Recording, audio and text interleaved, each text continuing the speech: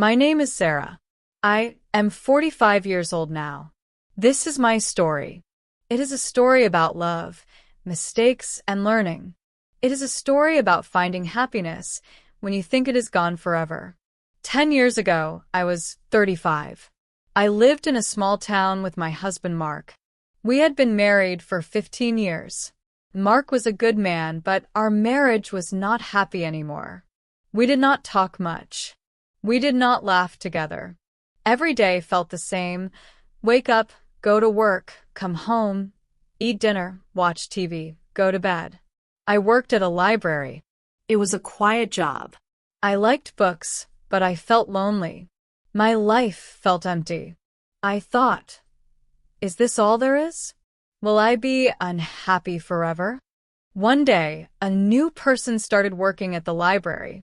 His name was David. He was 28 years old, 7 years younger than me. David had dark hair and kind eyes. He smiled a lot and loved books as much as I did. At first, we were just friends. We talked about books and movies. David made me laugh. I had not laughed like that in years. When I was with David, I felt alive again. I felt young and happy. But I was married. I knew this was wrong. Months passed. David and I became closer friends. We ate lunch together every day. We talked about everything, our dreams, our fears, our past. David told me about his family, his travels, his hopes for the future. "Sarah," he said one day, "you seem sad sometimes. Are you okay?" I wanted to tell him about my marriage, but I could not.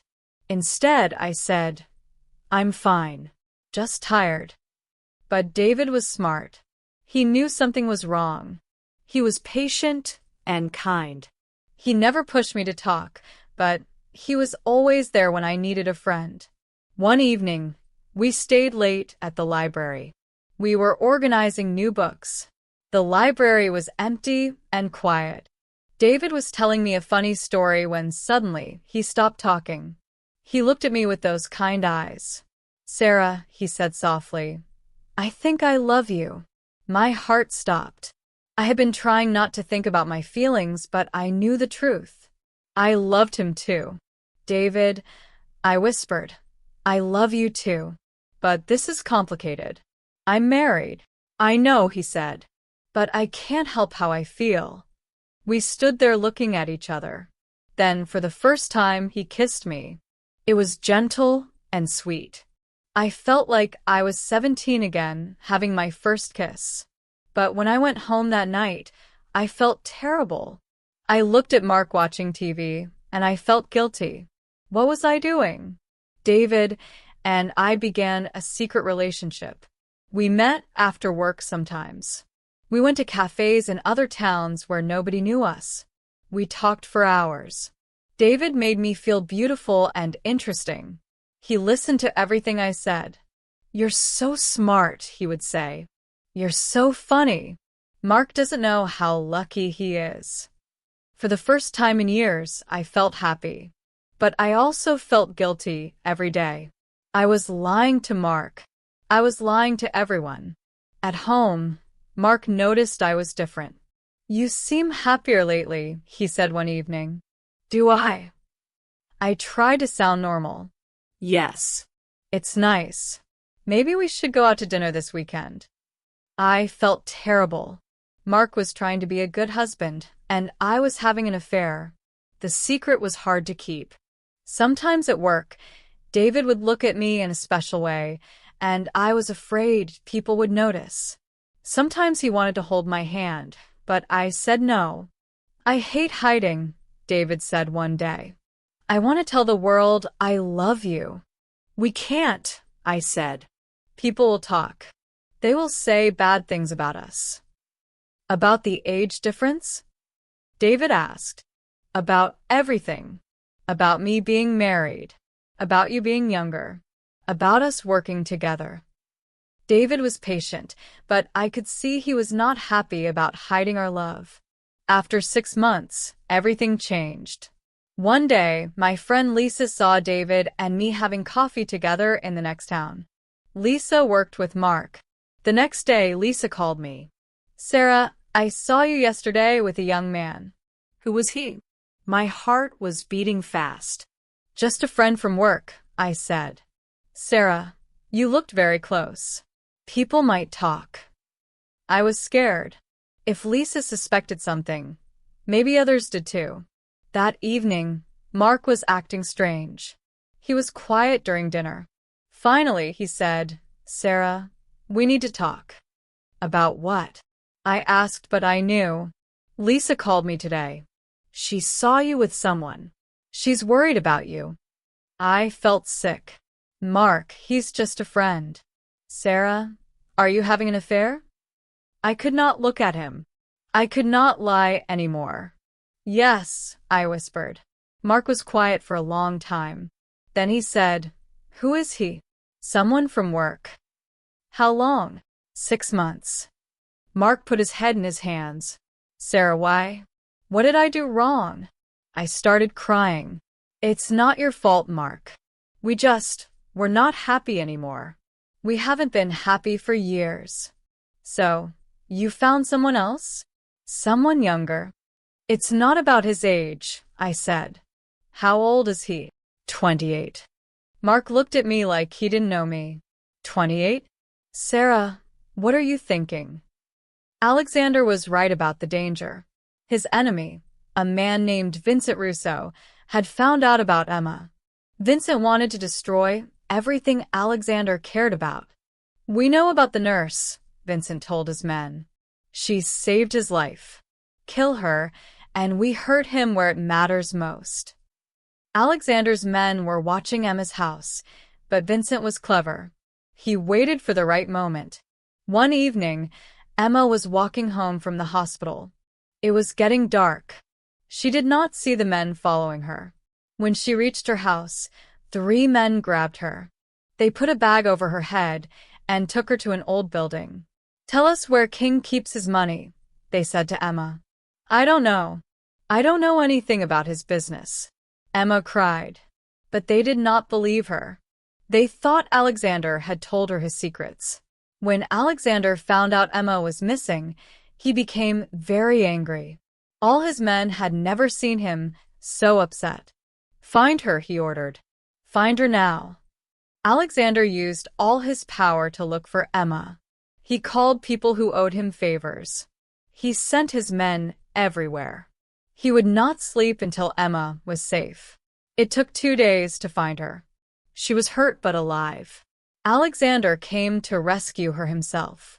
When Vincent's men saw Alexander coming with 50 of his men, they knew they were in trouble. There was a big fight. Alexander fought like a man who had nothing to lose. When Alexander found Emma, she was weak and scared. Her hands were tied, and she had cuts on her face. Emma, he said softly, holding her close. I am so sorry. This is my fault. Alex, she whispered. I knew you would come. After Emma was safe, Alexander had to make a choice. He could not let Emma stay in danger because of him. I have to let you go, he told her. My enemies will always try to hurt you to hurt me. I cannot let that happen. What if I don't want to go? Emma asked. What if I want to stay with you? You don't understand. People in my world get hurt. People die, Alexander said. I understand more than you think, Emma said. I know you are dangerous. I know people want to kill you. But I also know you are good inside. I saw that when you were hurt and helpless in my house. Alexander wanted to hold her and never let her go. But he also wanted to keep her safe. If you stay with me, your life will never be normal, he warned her. I don't want normal. I want you, Emma said. Emma had to decide.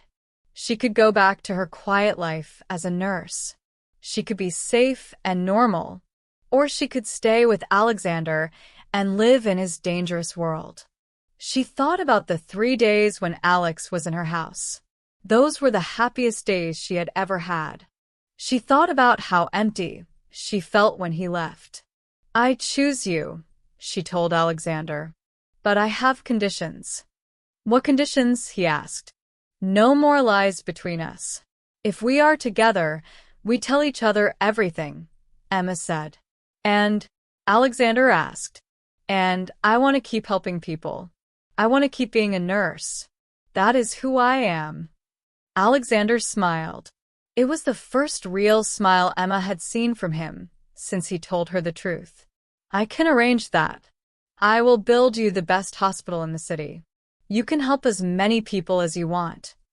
6 months later, Emma and Alexander were married. It was a small wedding because Alexander had many enemies, but it was beautiful. Emma learned to live in Alexander's world. She had bodyguards now, but she still worked as a nurse. Alexander built her a hospital where she could help poor people for free. Alexander learned to be gentler because of Emma. He started to do more legal business and less dangerous business. He still had enemies, but Emma made him want to be a better man. Some people said Emma was crazy to marry such a dangerous man. But Emma knew something they did not know. She knew that inside the powerful and feared Alexander King was the same hurt man she had found bleeding in a car. She knew that sometimes the most dangerous men just need someone to bandage their wounds and show them kindness. 1 year after their wedding, Emma and Alexander sat in their garden. Emma was reading and Alexander was working on his laptop. Do you ever regret it? Alexander asked. Choosing this life? Emma looked at her husband. He still looked dangerous to other people. He still had 100 men ready to protect him. He still had enemies who wanted him dead. But to Emma, he was just the man who brought her flowers every Friday. The man who held her when she cried about patients she could not save. The man who loved her more than his own life. Never, she said. That night when I bandaged your wounds, I was not just healing your body. I was saving my own heart. Alexander closed his laptop and took Emma's hand. You saved more than my wounds that night, he said. You saved my soul. They sat together as the sun set, two people from different worlds who found love in the most unexpected way.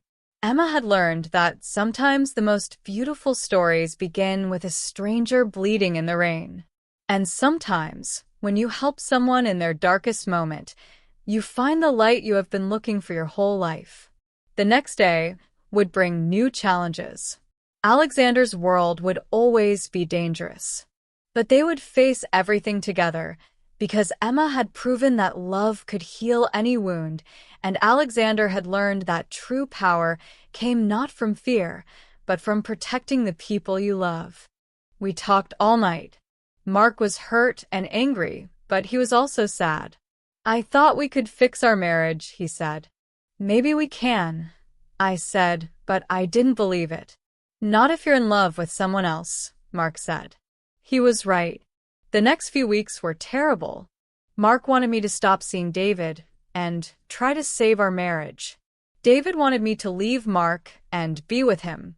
I love you, Sarah, David said. Let's be together.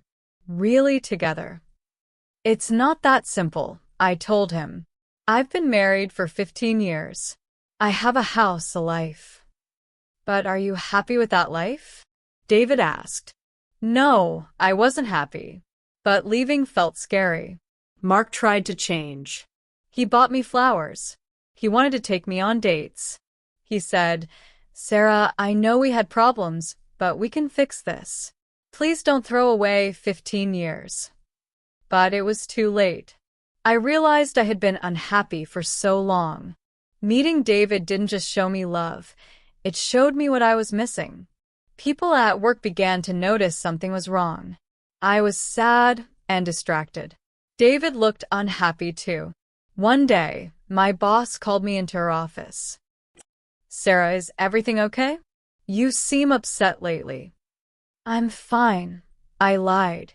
If you need to talk, I'm here, she said kindly. But I couldn't talk to anyone.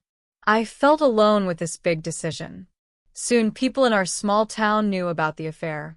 Small towns are like that. Secrets don't stay secret for long.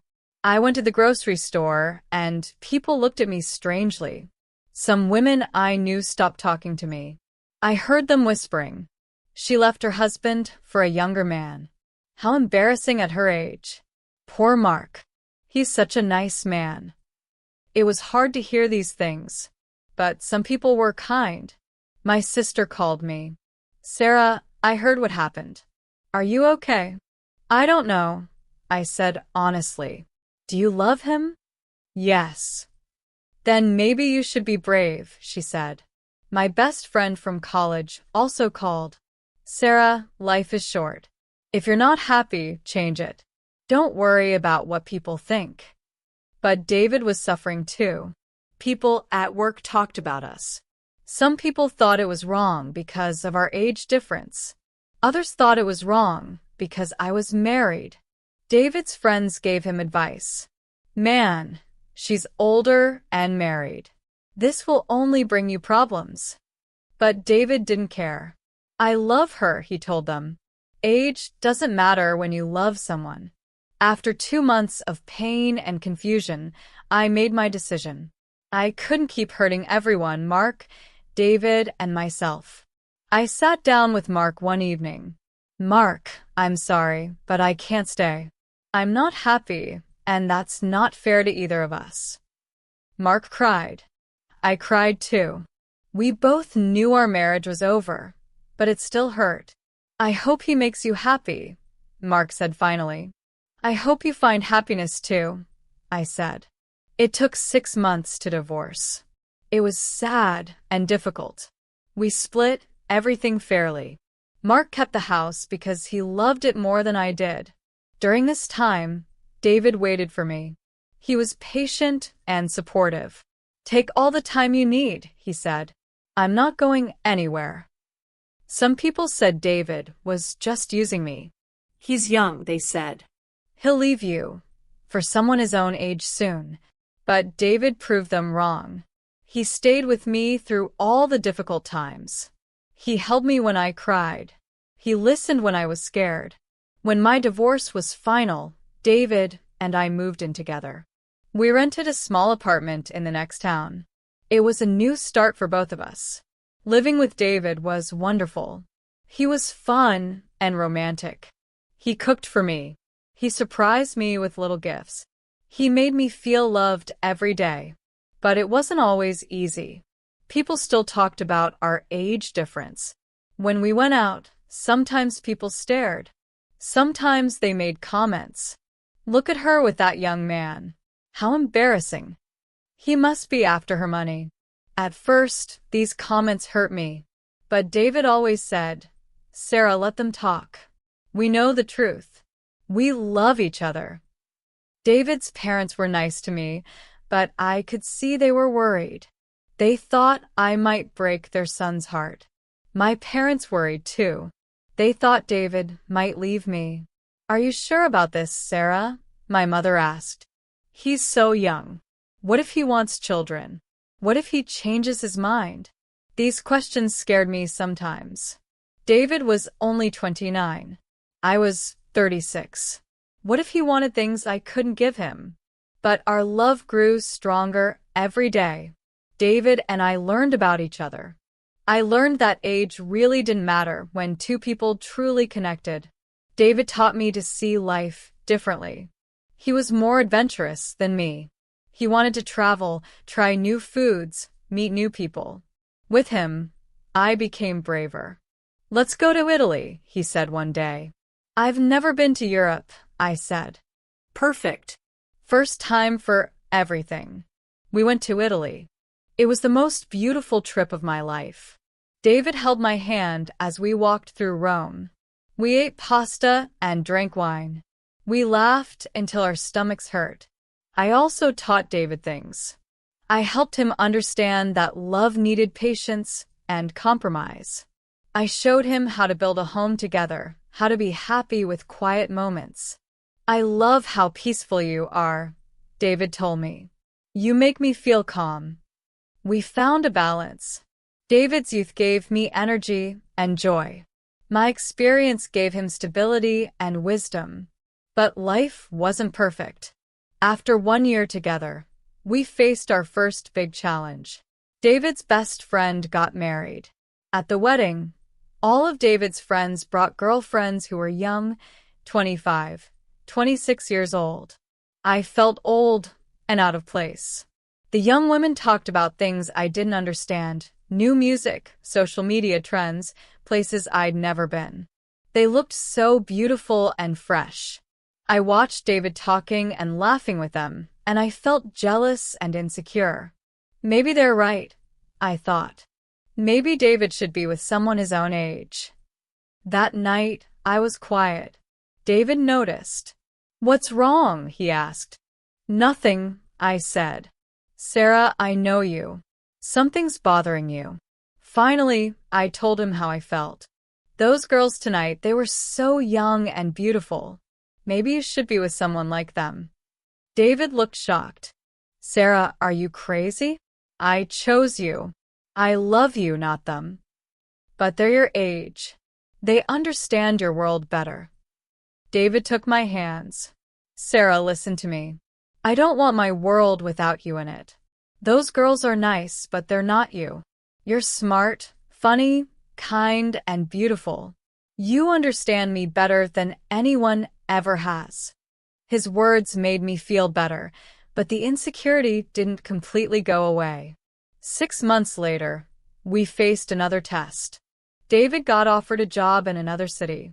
It was a great opportunity, better money, better position. "I'll only take it if you want to move with me," David said. "But you worked so hard for this opportunity," I said. "You're more important than any job." I was moved by his love, but I was also scared. Moving meant leaving everything I knew, my job, my friends, my life. "What if it doesn't work out between us?" I asked. "Then I'll be alone in a strange city." "It will work out," David said confidently. I thought about it for weeks.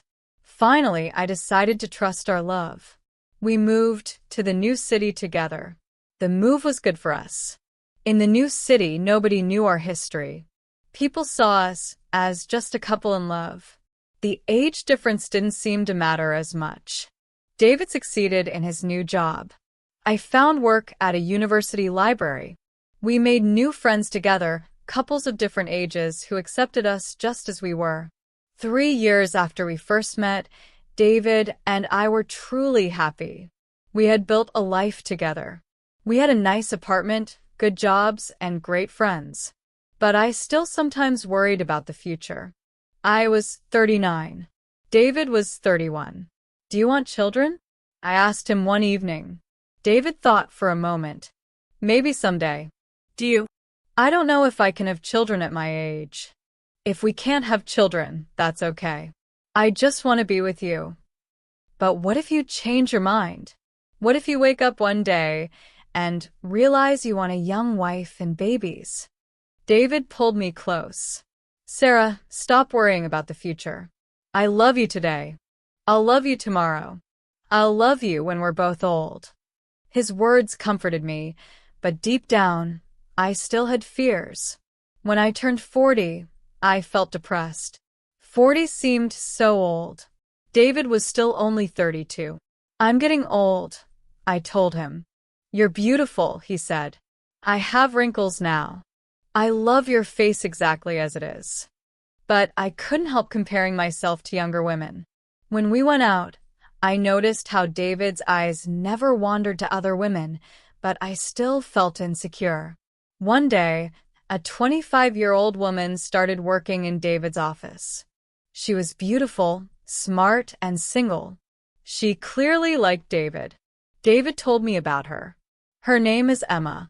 She's nice, but she flirts with me all the time."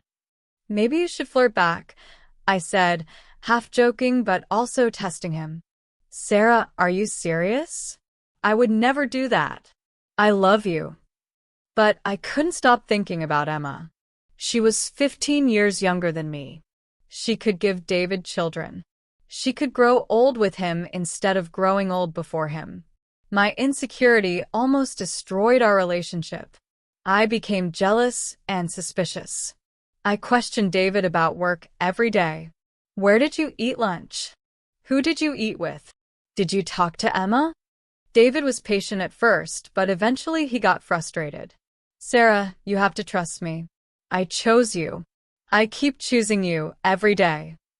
The crisis came when David's company had a Christmas party. I was supposed to go with him, but I got sick. Stay home, David said.